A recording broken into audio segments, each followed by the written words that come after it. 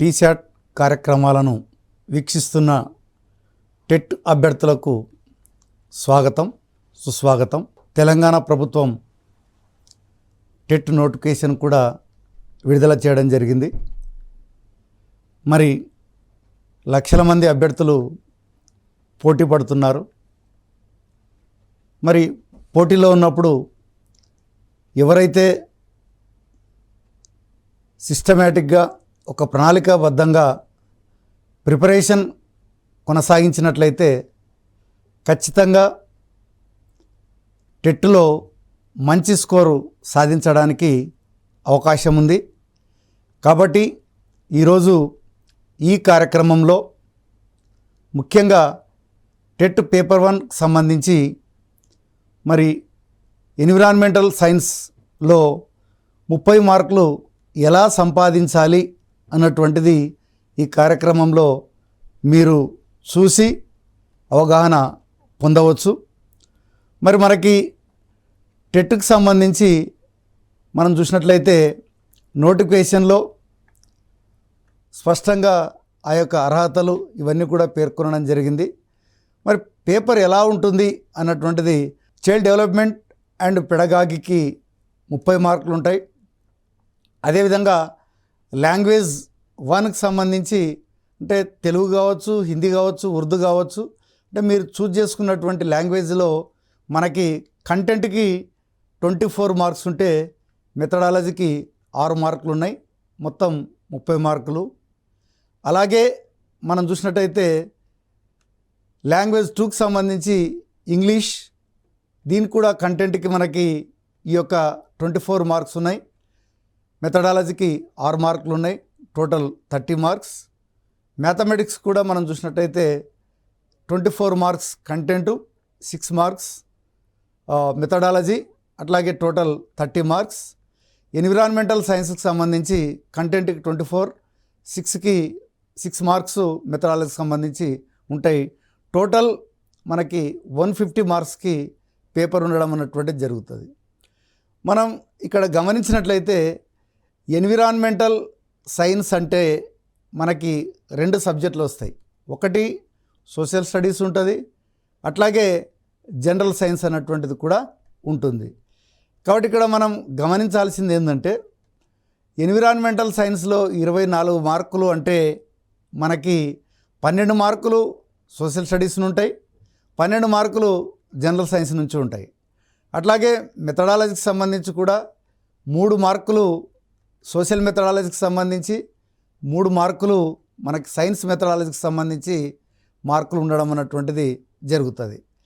మరి ఇది మనకి ఈ యొక్క ఎగ్జామ్ చూడడానికి 3 నుంచి 8 వరకు అన్నప్పటికి కూడా స్టాండర్డ్ లెవెల్ వచ్చేసి 10వ తరగతి వరకు తీసుకోవడం అన్నటువంటిది జరుగుతుంది. కాబట్టి అభ్యర్థులారా, మీరు ఈ యొక్క టెట్ 1లో పేపర్ 1లో మరి బాగా మార్కులు తెచ్చుకోవాలంటే 10వ తరగతి స్టాండర్డ్ వరకు చదవాల్సినటువంటి అవసరం ఉంది. మరి దీంట్లో మనం ప్రధానంగా ప్రిపరేషన్ మొదలు పెట్టే కంటే ముందు ఒక అభ్యర్థిగా మనం ఏమి సమకూర్చుకోవాలన్నటువంటిది కూడా అతి ముఖ్యమైనటువంటి అంశం. ఇక్కడ తెలుగు అకాడమీకి సంబంధించినటువంటి సైకాలజీ బుక్స్, అదేవిధంగా మనం చూసినట్టయితే 3 నుంచి 10 తరగతులకు సంబంధించినటువంటి తెలుగు లాంగ్వేజ్కి సంబంధించి, 3 నుంచి 10 వరకు సంబంధించినటువంటి ఇంగ్లీష్ లాంగ్వేజ్, 3 నుంచి 10వ తరగతికి సంబంధించినటువంటి మ్యాథమెటిక్స్ పుస్తకాలు, అదేవిధంగా 3, 4, 5కి సంబంధించినటువంటి ఈవీఎస్ పుస్తకాలు, 6 నుంచి 10కి సంబంధించినటువంటి బయాలజీ పుస్తకాలు, 6 నుంచి 10కి సంబంధించినటువంటి ఫిజికల్ సైన్స్ పుస్తకాలు. అంటే ముఖ్యంగా మనకి 6, 7లో జనరల్ సైన్స్ ఉంటుంది, అది మనకి బయాలజీ అండ్ ఫిజికల్ సైన్స్ కలిపి ఉంటాయి. 8, 9, 10 ఏమో ఫిజికల్ సైన్సు, 8, 9, 10 బయాలజీ, 6 నుంచి 10 వరకు సోషల్ స్టడీస్కి సంబంధించి మీరు మొట్టమొదట పుస్తకాలు సేకరించి పెట్టుకోవాలి. ప్రధానంగా ఇది అతి ముఖ్యమైనటువంటి అంశం, ఎందుకంటే రీసోర్సెస్ పూలింగ్ అన్నటువంటిది అతి ముఖ్యమైనటువంటి అంశం. మరి ఇక్కడ మనం ఈ సెషన్లో ప్రధానంగా ఎన్విరాన్మెంటల్ సైన్స్ అన్నటువంటిది ఎట్లా ప్రిపేర్ కావాలి, మరి 30 మార్కులు ఎలా సంపాదించాలన్నటువంటిది ఈ సెషన్లో ప్రధానంగా దృష్టి పెట్టాల్సినటువంటి అంశం. ఇది మనకి 4th క్లాస్లో ఉన్నటువంటి ఒక chapter. History and culture of India, evaluation of man, prehistoric period, Indian culture and heritage, civilisation, medieval period culture, ancient monuments, religious movements like Jainism, Buddhism, bhakti movement, great personalities those who are participated in Indian history and culture, Indian freedom movement and modern India. ఇది మనకి TET సిలబస్లో ఇచ్చినటువంటి syllabus. ప్రధానంగా ఇది social studies related syllabus. మరి చూడ్డానికి ఇది ఒక చాప్టర్ మాదిరే ఉంది, కానీ మరి దీనికి ప్రిపేర్ కావాలి అనుకున్నప్పుడు ఏ రకంగా ప్రిపేర్ కావాలన్నటువంటిది అతి ముఖ్యమైన అంశం. చాలామంది అభ్యర్థులు చేసేటువంటి పొరపాటు ఏంటంటే అన్ని పుస్తకాలు లైన్గా చదువుకుంటూ పోతారు. మరి ఇన్ని రకాలైనటువంటి పుస్తకాలు లైన్గా చదువుకుంటూ పోతే రోజుకో పుస్తకం తిరిగేసినా కూడా మనకి దాదాపు 29-30 పుస్తకాలు అవుతాయి. మరి అలాంటప్పుడు నువ్వు చదివినా కూడా ఎక్కడో నేను ఒకసారి తిరిగేయాలనుకున్నప్పుడు చాలా కష్టంగా అనిపిస్తుంది. అది ప్రిపరేషన్ ప్రణాళికాబద్ధంగా ఉండదు. మరి దీని కొరకు మనం ఏం చేయాలి అన్నటువంటిది ప్రధానమైనటువంటి ఉద్దేశం. అందుకనే మనం మొట్టమొదట చేయాల్సినటువంటి పని ఏంటంటే మనం ఒకటి హారిజాంటల్గా మనం ఏం చేయాలంటే ఒక చిన్న కాలమ్స్ కొట్టుకున్నాల. ముఖ్యంగా మనం చూసినట్టయితే సీరియల్ నంబర్, అదేవిధంగా లెసన్ నేమ్. మనం చూసినట్టయితే ఇక్కడ ఏంటంటే పైన 3rd, 4th, 5th, 6th, 7th, 8th, 9th, 10th అని ఇక్కడ మనం పైన రాసుకోవాలి. రాసుకొని సైడ్కి మనం ఏం చేయాలంటే లెసన్ పేరు రాయాలి. లెసన్ పేరు రాసుకొని మనము ఆ లెసన్కి సంబంధించి 6వ తరగతిలో ఏ చాప్టర్లో కవర్ అయింది, 7వ తరగతిలో ఏ చాప్టర్లో కవర్ అయింది, 8లో ఎక్కడ కవర్ అయింది, 9లో ఎక్కడ కవర్ అయింది, 10లో ఎక్కడ కవర్ అయింది అన్నటువంటిది మీరు టెట్లో ఇచ్చినటువంటి సిలబస్నంతా కూడా ఈ రకమైనటువంటి విభజన చేసుకున్నట్లయితే మీరు ఒక కాన్సెప్ట్ని ఎంత డెప్త్ వరకు చదవాలి అంటే 10th క్లాస్ డెప్త్ అని అన్నారు, ఇప్పుడు స్టాండర్డ్ అని అన్నారు. కాబట్టి 10th క్లాస్ వరకు ఈ కాన్సెప్టు ఎంత విస్తృతంగా చర్చించినారన్నటువంటిది నీకు పూర్తి అవగాహన రావడానికి అవకాశం ఉంది. ఇక మళ్ళీ దాన్ని మనం చదవాల్సినటువంటి అవసరం ఉండదు. కాబట్టి ఒక్కసారి నేను ఉదాహరణకి మీకు చెప్తాను చూడండి. ఇప్పుడు ఇండియన్ హిస్టరీ అండ్ కల్చర్ అన్నటువంటిది ఆ ఒక్క చాప్టర్ ఇప్పుడు ఇందాక మనం మాట్లాడుకున్నటువంటి చూసినట్టయితే మరి ఈ పాఠము 6 నుంచి 10 వరకు ఏ చాప్టర్లలో కవర్ అయింది అన్నటువంటిది ఒకసారి గమనిద్దాం. 6వ తరగతిలో 19వ లెసన్లో language, writing and great books అన్నటువంటి చాప్టర్ కింద మనకి ఈ యొక్క రైటింగ్ అండ్ స్క్రిప్ట్ అంటే స్క్రిప్ట్ అన్నటువంటిది ఎట్లా ఎవాల్వ్ అయింది అన్నటువంటిది అక్కడ చర్చించినాం. అట్లాగే వేదాస్కి సంబంధించినటువంటివి అంటే 4 వేదాలు ఉన్నాయి కదా, దానికి సంబంధించినటువంటివి. అదేవిధంగా the great epics Ramayana and the Mahabharata అన్నటువంటివి. అదేవిధంగా మనం చూసినట్టయితే జాతక స్టోరీస్ అని, Sangam literature, books on medicine and surgery, books on astronomy and mathematics, Sanskrit literature. అంటే లాంగ్వేజ్ అన్నటువంటి రైటింగ్ కింద అంటే కల్చర్ అన్నటువంటి కింద మనం ఏం చేయాలంటే వీటిని కూడా మనం ప్రిపేర్ కావాల్సినటువంటి అవసరం ఉంది. అట్లాగే స్కల్ప్చర్స్ అండ్ బిల్డింగ్స్ అన్నటువంటిది 20th చాప్టర్ ఉంది. ఇక్కడ మనం ప్రధానంగా చూసినట్లయితే ఇక్కడ మనం Harappan cities, the first cities of the subcontinent, features of the cities, change in livelihood, sculpture after Indus valley civilization, Buddhist stupas and viharas, rock cut chaityas and early temples. అంటే ఈ చాప్టర్ ప్రధానంగా మనం చూసినట్టయితే ఏంటంటే మనం ఒకసారి ముందు దాంట్లోకి వెళ్తే ఇది ప్రధానంగా మనం చూసినట్టయితే evaluation of man, prehistoric period అన్నటువంటిది ఒకసారి అంటే మానవ పరిణామ క్రమం ఏ రకంగా జరిగింది, అదేవిధంగా ఈ యొక్క ప్రీ హిస్టారిక్ పీరియడ్ అంటే మనకి చరిత్ర మొదలు కాకముందు ఏం జరిగింది అన్నటువంటిది ప్రధానంగా ఈ యొక్క మనకి ఈ నాగరికతలకు సంబంధించి మనం తెలుసుకోవడానికి అవకాశం ఉంది. కాబట్టి ఇక్కడ మనం ఏం చేయాలంటే, మనం చూసినట్టయితే ఏంటంటే మానవ పరిణామ క్రమం అన్నటువంటిది చదివిన తర్వాత దానికి తర్వాత మనకేందంటే సింధు నాగరికతకు సంబంధించినటువంటిది చదవాల్సినటువంటి అవసరం ఉంది. అంటే సింధు నాగరికత అన్నటువంటిది ఎప్పుడు మొదలైంది, ఎక్కడ మొదలైంది, అసలు దీనికి సింధు నాగరికత అన్నటువంటి పేరు ఎలా వచ్చింది, మరి ఆ కాలంలో ఉన్నటువంటి సిస్టమేటిక్ సంబంధించినటువంటి నగరాల నిర్మాణాలు ఎట్లా ఉంటాయి, ఆ నాగరికత ఎందుకు అంతమైంది, ఇవన్నీ కూడా మనం ఈ యొక్క నాగరికత కింద తెలుసుకోవాలి. అట్లాగే దాని తర్వాత వచ్చినటువంటి ఆర్యుల నాగరికత ఏ రకంగా ఉంది అంటే, ఆర్యులకు సంబంధించి మరి వాళ్ళు పెట్టుకున్నటువంటి ఆచారాలు ఏంటివి, వాళ్ళ ఆచారాలకు ఏదైతే ఎక్కువగా ఉండడం వల్ల మరి వాటిని నిరసించి పుట్టుకొచ్చినటువంటి జైనిజం, బౌద్ధిజం అన్నటువంటిది ఏ రకంగా ఎవాల్వ్ అయింది అన్నటువంటివి ఈ యొక్క ఇక్కడ మనం చదవాల్సినటువంటి అవసరం ఉంది. అదేవిధంగా మనం చూసినట్టయితే 7th క్లాస్లో ఇదే చాప్టర్కి సంబంధించి న్యూ కింగ్స్ అండ్ కింగ్డమ్స్ అన్నటువంటిది 11th చాప్టర్ ఉంది. దాంట్లో ముఖ్యంగా ఈ యొక్క రాజ్యాలు ఎట్లా ఏర్పడినాయన్నటువంటిది, మరి ఆయా రాజ్యాల కాలంలో పరిపాలనా విధానం ఎట్లా ఉంది అన్నటువంటిది ఇక్కడ ప్రధానంగా దీంట్లో చర్చించడం అన్నటువంటిది జరిగింది. అదే 7th క్లాస్లోనే మనకి 12th లెసన్లో ముఖ్యంగా కాకతీయాస్, అంటే మనం 4th క్లాస్లో కాకతీయాల్లో ప్రధానంగా మనం ఏం చేసినామంటే రుద్రమదేవి గురించి తెలుసుకోవడం అన్నటువంటిది జరిగింది. కాబట్టి ఇక్కడ కాకతీయుల గురించి కొంత బ్రీఫ్గా తెలుసుకుంటూనే రుద్రమదేవి గురించి కొంచెం డీటెయిల్గా మాట్లాడుకోవాల్సినటువంటి అవసరం ఉంది. అదేవిధంగా కాకతీయ సామ్రాజ్యం ఎట్లా అంతమైందన్నటువంటిది కూడా మీరు తెలుసుకోవాల్సినటువంటి అవసరం ఉంది. అదే 13th చాప్టర్లో మనం ఏం చేసినామంటే ద కింగ్స్ ఆఫ్ విజయనగర అన్నటువంటిది చాప్టర్ ఉంది. దీంట్లో ప్రధానంగా మనం 4th క్లాస్లో శ్రీకృష్ణదేవరాయల గురించి ప్రధానంగా చర్చించడం అన్నటువంటిది జరిగింది. కాబట్టి మీరు ఇక్కడ కూడా ఏంటంటే శ్రీకృష్ణదేవరాయల గురించి చాలా డీటెయిల్గా మనం ఈ చాప్టర్లో చర్చించడం జరిగింది. కాబట్టి అది ఒకటి చూసుకోవాలి.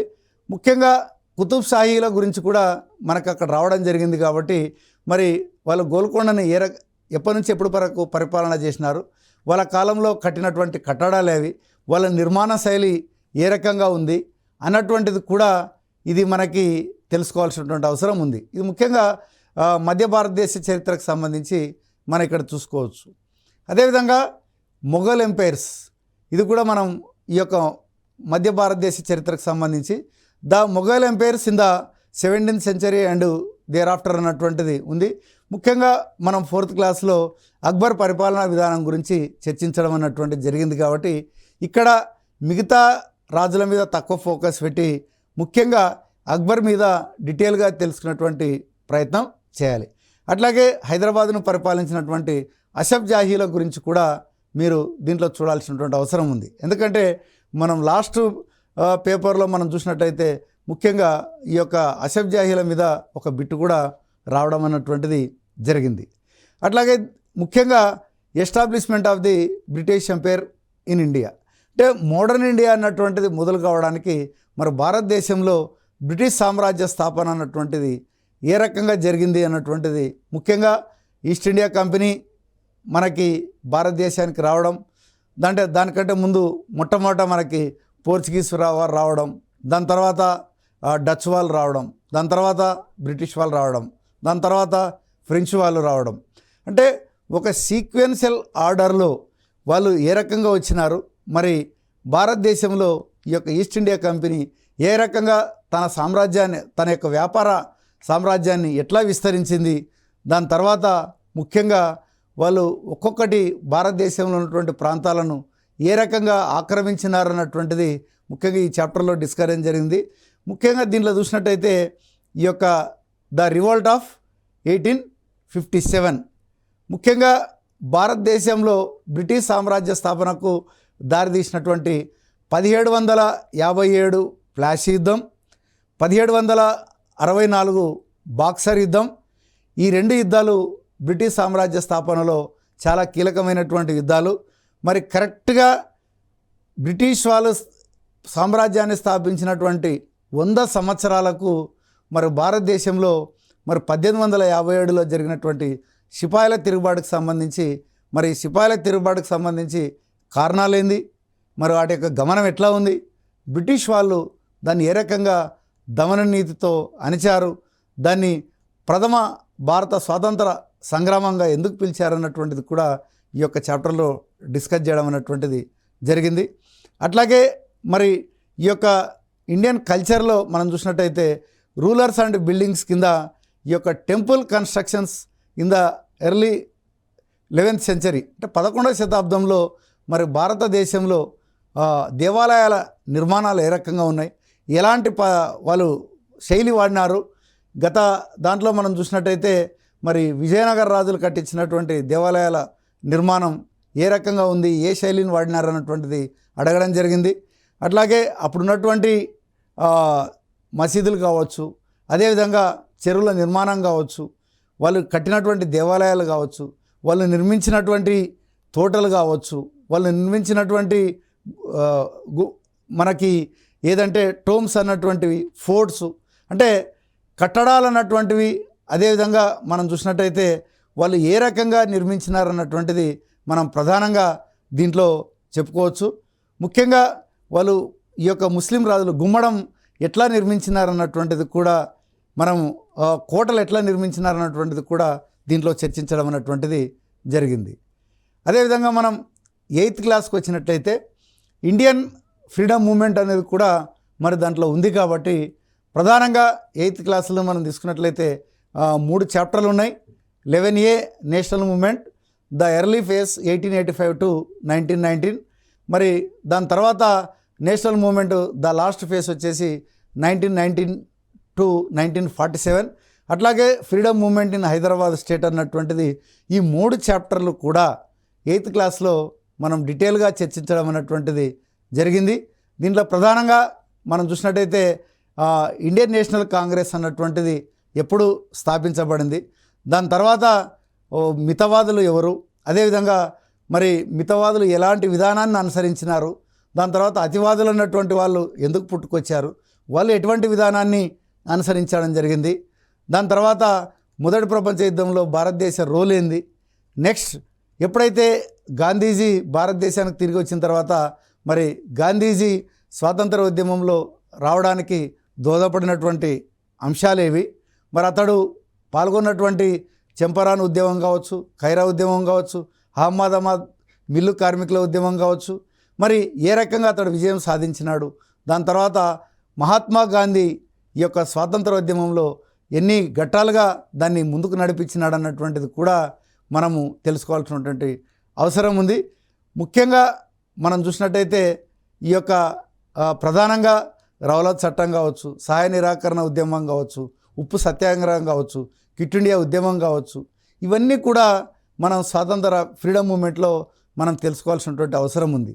ముఖ్యంగా ఈ ఫ్రీడమ్ మూమెంట్ మీరు చదివేటప్పుడు ప్రధానంగా 10th క్లాస్లో కూడా మనకి 14th lesson national movement of in India partition and independence 1939 to 1947 అంటే ముఖ్యంగా రెండవ ప్రపంచ యుద్ధ కాలంలో భారతదేశంలో స్వాతంత్రోద్యమ పరిస్థితి ఎట్లా ఉందన్నటువంటిది కూడా ఈ యొక్క లెసన్లో చర్చించడం అన్నటువంటిది జరిగింది.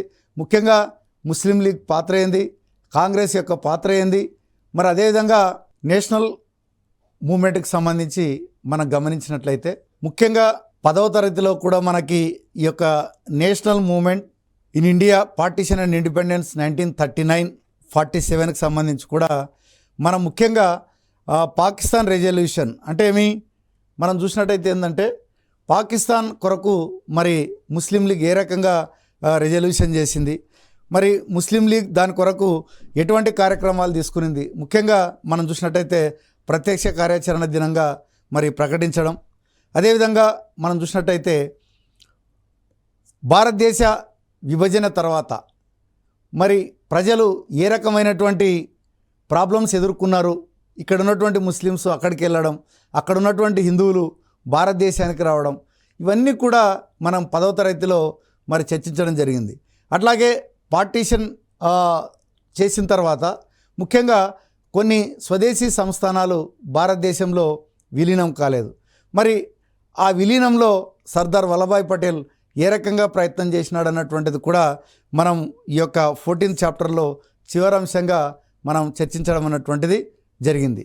కాబట్టి మనకి భారతదేశ స్వాతంత్రోద్యమంలో ప్రధానంగా మనం చూసుకున్నట్లయితే 8th క్లాస్లో మనం చర్చించినటువంటి ఈ 2 చాప్టర్లు కూడా మనం ఏం చేయాలంటే ఇక్కడ 10th క్లాస్ చాప్టర్కి మనం అనుసంధానం చేసుకోవాల్సినటువంటి అవసరం ఉంది. అదేవిధంగా freedom movement in Hyderabad state అయితే మనం చూసినట్టయితే ఇది పర్టికులర్గా మనం ఈ చాప్టర్లోనే డిస్కస్ చేయడం అన్నటువంటిది జరిగింది. ముఖ్యంగా చూసినట్టయితే ద తెలంగాణ ఆర్మడ్ స్ట్రగుల్ అన్నటువంటి తెలంగాణ సాయుధ పోరాటం, మరి తెలంగాణలో ఈ యొక్క రైతాంగ పోరాటం ఏ రకంగా చేసినారు, దాంట్లో ఎవరెవరు పాల్గొన్నారు అన్నటువంటిది మనము ఈ యొక్క ఈ పాఠంలో డిస్కస్ చేయడం జరిగింది. అట్లాగే హైదరాబాద్ స్టేట్ అన్నటువంటిది మరి భారతదేశంలో ఏ రకంగా విలీనమైంది అన్నటువంటిది కూడా మనకి చాలా స్పష్టంగా ఈ పాఠంలో మనం డిస్కస్ చేయడం అన్నటువంటిది జరిగింది.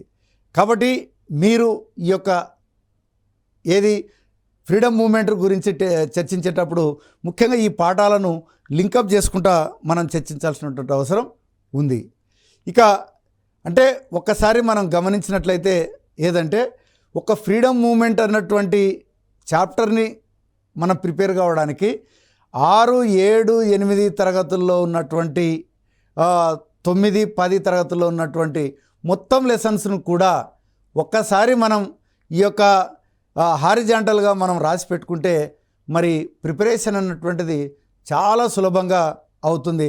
ఎందుకంటే ఒక చాప్టర్ని మీకు డీటెయిల్డ్గా ఎక్స్ప్లెయిన్ చేస్తే మిగతా చాప్టర్లో కూడా మీరు ఈ రకమైనటువంటి ప్లాన్ చేస్తారన్నటువంటిది ఉద్దేశంగా దీన్ని చెప్పడం అన్నటువంటిది జరిగింది. అట్లాగే మనము ఇంకొక చాప్టర్ తీసుకున్నట్లయితే మనకి సిలబస్లో సెక్యూరిటీ అన్నటువంటి ఒక చాప్టర్ ఉంది. ముఖ్యంగా సెక్యూరిటీకి సంబంధించి దీంట్లో ప్రధానంగా earth cakes, floods, fire aid, 108, 104 వీటికి సంబంధించినటువంటి మనం ఈ యొక్క సిలబస్ ఉంది. మరి ఇవి ఎక్కడెక్కడ మనం కవర్ అవుతాయి? ఈ ప్రధానంగా మనం చూసినట్టయితే మనకి క్లాస్ 5th చాలా డీటెయిల్గా చర్చించడం అన్నటువంటిది జరిగింది. ఎట్లా మనం ఈ యొక్క యాక్సిడెంట్స్ని మనం నివారించుకోవాలి, అట్లాగే ఈ యొక్క వాటర్కి సంబంధించి కూడా మనకి ఎట్లా మనం యాక్సిడెంట్ అంటే ముఖ్యంగా ఫ్లడ్స్ వచ్చినప్పుడు కానివ్వండి, ఈతకు వెళ్ళినప్పుడు ఎటువంటి జాగ్రత్తలు తీసుకోవాలన్నటువంటిది కానీ, అట్లాగే ఎర్త్కేక్ సంబంధించినటువంటి భూకంపాలకు సంబంధించి కానీ, మరి జరిగినప్పుడు ఫస్ట్ ఎయిడ్ ఏ రకంగా చేయాలి, ఈ ఫస్ట్ ఎయిడ్లో కూడా మనం చూసినట్టయితే రకరకాలైనటువంటి పరిస్థితుల్లో ముఖ్యంగా మనం చూస్తూ ఉంటాం. ఏది ఎప్పుడన్నా ఓసారి గుండె నొప్పి వచ్చినప్పుడు ఏ రకంగా ఆ వ్యక్తిని మనం ఏమంటారు గుండె ఆడేటట్టు మనం చేయాలి ఫస్ట్ ఎయిడ్ అన్నటువంటిది కూడా డీటెయిల్డ్గా చెప్పడం అన్నటువంటిది జరిగింది. మరి ఈ చాప్టర్లు మనకి 5th క్లాస్ వరకు ఉన్నప్పటికీ కూడా ఇవి మరి 6th ఉంది అంటే 6th లేదు. ఒక 7th క్లాస్లో మాత్రం ఏముందంటే అక్కడ ప్రధానంగా మనం ఫ్లడ్స్ గురించి చర్చించడం అన్నటువంటిది జరిగింది. అంటే ఫ్లడ్స్ రాకుండా ఏం చేయాలి, ఫ్లడ్స్ వచ్చినటువంటి సమయంలో ప్రజలు ఎలాంటి జాగ్రత్తలు తీసుకోవాలి, అదేవిధంగా మరి ఫ్లడ్స్ తగ్గిపోయిన తర్వాత ప్రజలు ఎలాంటి జాగ్రత్తలు తీసుకోవాలన్నటువంటిది ముఖ్యంగా మనకి 7వ తరగతిలో చర్చించడం అన్నటువంటిది జరిగింది. మరి 8కి వచ్చేటప్పటికి ఏంటంటే ఇది 24వ చాప్టర్గా ముఖ్యంగా మనం డిజాస్టర్ మేనేజ్మెంట్ అనే సపరేట్గా ఒక చాప్టరే పెట్టడం అన్నటువంటిది జరిగింది. ముఖ్యంగా ఎన్ని రకాలైనటువంటి ప్రకృతి వైపరీత్యాలు మనకి ఉన్నాయి, అదేవిధంగా మనకి చూస్తూ ఉంటాం మ్యాన్మేడ్ ప్రకృతి వైపరీత్యాలు ఉంటాయి, అదేవిధంగా మనకి సహజంగా సంభవించేటువంటి ప్రకృతి వైపరీత్యాలు ఉంటాయి. మరి వాటిని గురించి మనం డిస్కస్ చేయడం జరిగింది. ముఖ్యంగా దీంట్లో మనం చూసినట్టయితే సునామీలు అన్నటువంటివి మనకు తెలుసు, ఈ యొక్క సముద్రంలో వచ్చేటువంటి సునామీలు, వీటి ద్వారా అలలు చాలా పైకి లేచి మరి తీర ప్రాంతంలో ఉన్నటువంటి ప్రజలకి ఆస్తికి ఎంతో నష్టం కలిగించినటువంటి సందర్భాలు మనం చరిత్రలో చూస్తున్నాం. మరి సునామీలు ఏ రకంగా వస్తాయి, వచ్చినప్పుడు ఎట్లాంటి జాగ్రత్తలు తీసుకోవాలా, వస్తున్నాయి అన్నటువంటిది కూడా ఏ రకమైనటువంటి ఇండికేటర్స్ ఉంటాయన్నటువంటిది కూడా మనకి ఆ లెసన్లో చర్చించడం జరిగింది. అట్లాగే డ్రాట్ సిచ్యువేషన్ అన్నటువంటిది కూడా ఎంత ఉంటే మనం దాన్ని డ్రాట్ అని పిలుస్తాం. ఎన్ని మిల్లీమీటర్ల కంటే వర్షం తక్కువ పడితే డ్రాట్ అని పిలవడం అన్నటువంటి జరుగుతుంది. మరి డ్రాట్ కండిషన్లో ప్రజలు ఎటువంటి ఇబ్బందులు పడతారు అన్నటువంటిది కూడా ఈ డిజాస్టర్ మేనేజ్మెంట్లో చర్చించడం జరిగింది. ముఖ్యంగా 9th క్లాసు కూడా సేమ్ చాప్టర్ని ఎక్స్టెన్సివ్గా పెట్టడం జరిగింది. ముఖ్యంగా human induced disaster and accident related disasters, the threat of terrorism. ముఖ్యంగా మనం చూసినట్టయితే ఈ యొక్క మ్యాన్మేడ్ డిజాస్టర్స్ అన్నటువంటివి ప్రధానంగా మనం గమనిస్తున్నాం. అంటే ముఖ్యంగా ఇప్పుడు టెర్రరిజం కావచ్చు, అదేవిధంగా యాక్సిడెంట్స్ కావచ్చు, అదేవిధంగా ఫైర్ సంబంధించినటువంటివి కావచ్చు, ఇవన్నీ కూడా హ్యూమన్ మేడ్ డిజాస్టర్స్. ప్రజలు అన్నటువంటివి ముఖ్యంగా మనం చూసినట్టయితే ఈ యొక్క వీటికి జాగ్రత్త ఎట్లా ఉండాలన్నటువంటిది కూడా చర్చించడం అన్నటువంటిది జరిగింది.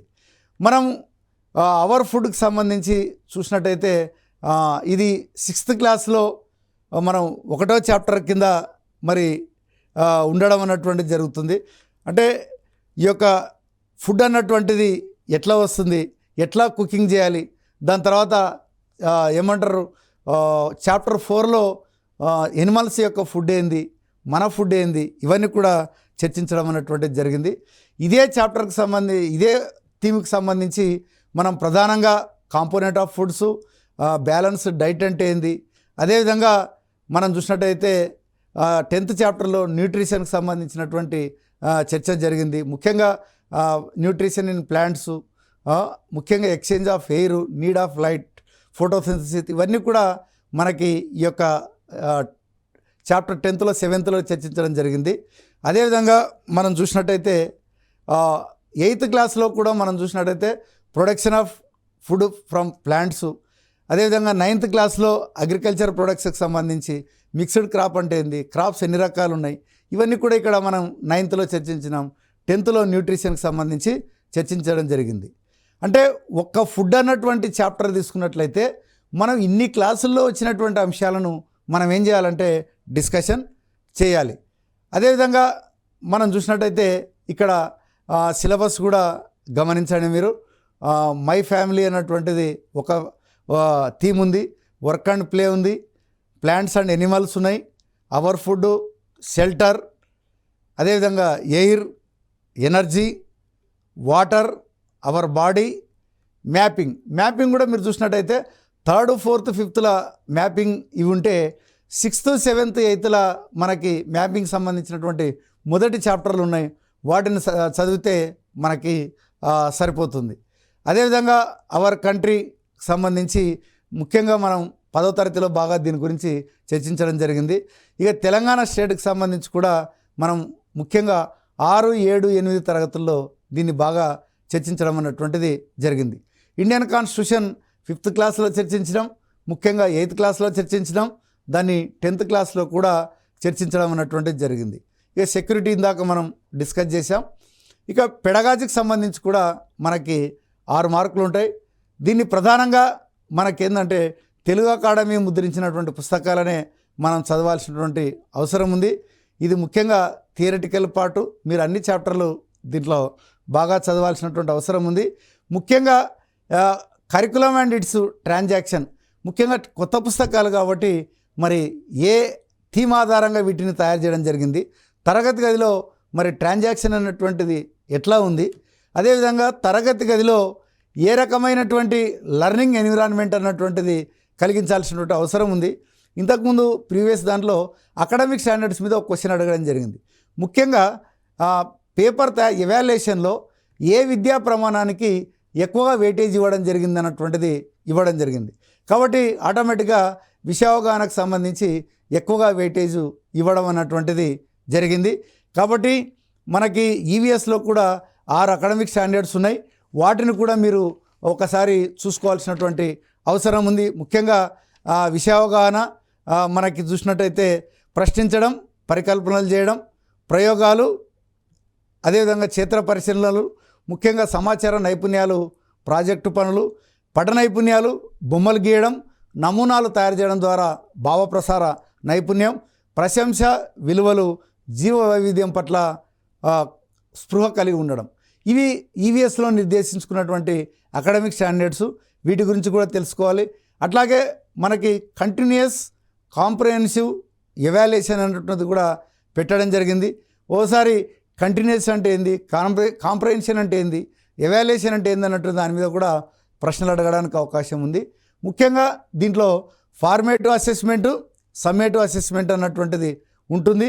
ఫార్మేటివ్ అసెస్మెంట్లో ప్రధానంగా ఏ ఏరియాలు డిసైడ్ చేయడం జరిగినటువంటిది కూడా ఉంటుంది.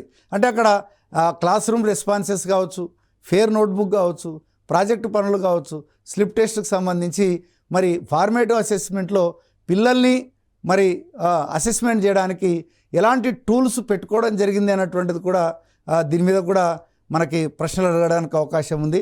అదేవిధంగా మనకి ఏంటంటే learning assessment for learning, assessment of learning అన్నటువంటిది కూడా మనకి కొంచెం ఎక్కువ దీని మీద కూడా అడగడానికి అవకాశం ఉంది.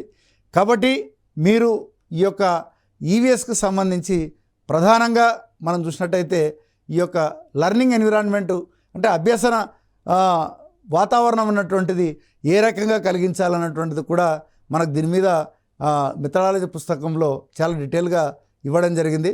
కాబట్టి మీరు ప్రధానంగా బయట ఉన్నటువంటి మెటీరియల్ కాకుండా తెలుగు అకాడమీ ముద్రించినటువంటి పుస్తకాలను సొంతంగా నోట్స్ తయారు చేసుకొని మరి వీటిని చదువుకుంటే డెఫినెట్గా మనకి ఈ యొక్క పరిసరాల విజ్ఞానంలో 24+6 మొత్తం 30 మార్కులు సాధించడానికి అవకాశం ఉంది. కాబట్టి టెట్ అభ్యర్థులారా మీరు ఏం చేయండి అంటే చాప్టర్ వారీగా ఈ రకంగా ఫస్ట్ ఒక గ్రిడ్ తయారు చేసుకొని ఆ గ్రిడ్ ప్రకారం మీ ప్రిపరేషన్ని కొనసాగించండి. ఒక వారానికి ఒకసారి మీరు బయట దొరికేటువంటి మోడల్ పేపర్లను ప్రాక్టీస్ చేస్తే డెఫినెట్గా మీరు అనుకున్నటువంటి మంచి మార్కులు సాధించడానికి అవకాశం ఉంది. మరి అందరూ మరి ఈ రకంగానే ప్రిపేర్ అవుతారని ఆశిస్తూ మీ అందరూ కూడా ఈవీఎస్లో 30కి 30 మార్కులు తెచ్చుకోవాలని కోరుకుంటూ మరి మరొక ఎపిసోడ్తో మీ ముందుకు వస్తాం. అంతవరకు సెలవు, నమస్కారం.